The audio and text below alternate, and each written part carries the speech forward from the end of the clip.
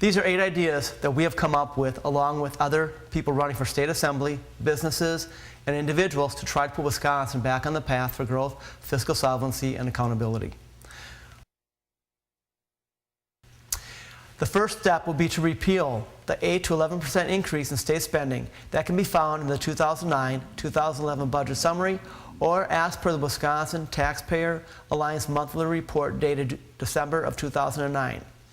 We must repeal the increase in fees and taxes associated with this budget and the budget repair bills. The taxpayer savings will depend on the economic outlook, but must be done to put Wisconsin back on the path for fiscal solvency. The repeal of the Budget Repair Bills, Act 2 and 28, tax and fee increases will stimulate business growth and investment.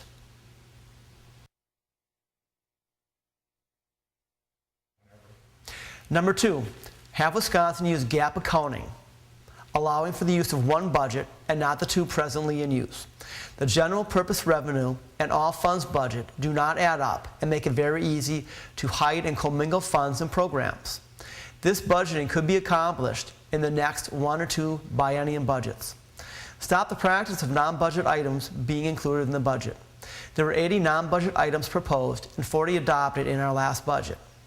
Taxpayer savings will be seen after we can ascertain the actual cost of the programs in place and then remove the redundant programs from the budget.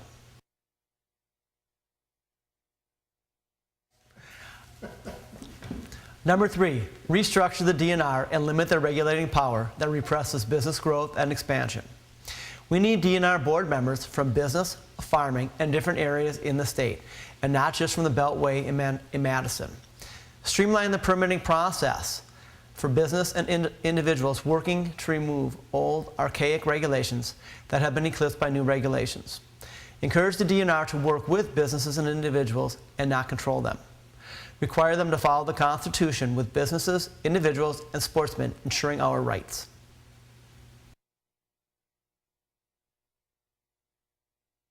Number 4, reevaluate the welfare system to ensure that it is following W-2 that was put in place in 1994 after the federal waiver from the Clinton administration. Work with the Attorney General to make it mandatory that any recipients produce a Wisconsin tax return from the previous year, birth certificate, and have random urine testing to maintain benefits. This program was founded to ensure the health, safety, and welfare of our children, and they deserve our due diligence as to the fitness of their caretakers. We should become self-sufficient assets to our society, not making them more and more dependent on government handouts. We must stop raising the income level in these programs so they include more people.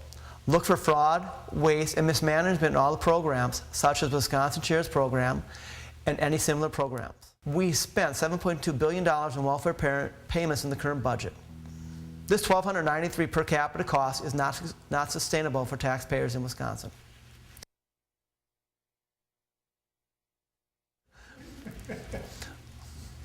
Number 5, our families deserve a choice in education.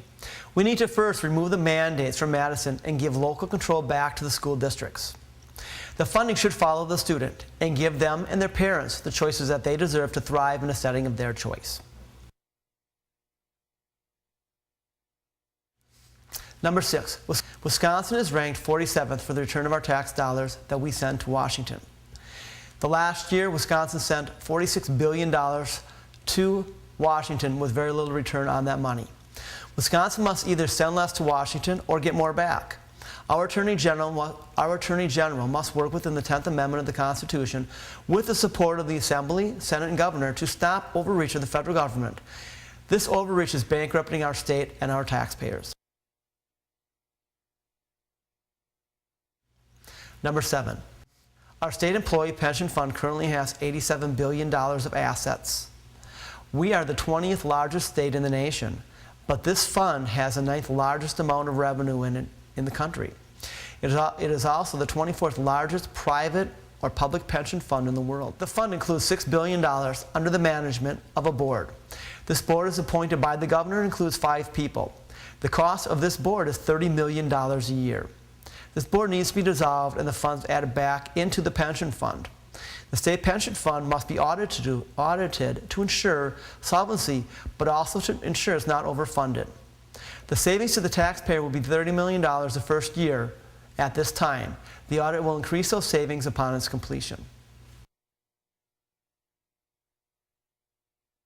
Number 8. Wisconsin must use our present laws to stop illegal immigration to our state. First, we must ask for a birth certificate and the previous year's tax return prior to giving welfare assistance of any type to new applicants. Second, have tougher penalties for companies that knowingly hire illegal workers. Third, file suit against the federal government for the cost that we incur presently to house in our prison system illegal immigrant criminals. We must force the federal government to do their job as per the Constitution. Please email us comments as to the 8 points that we have outlined, and also any points that you feel are important to help Wisconsin get back on a path for growth, fiscal solvency, and accountability.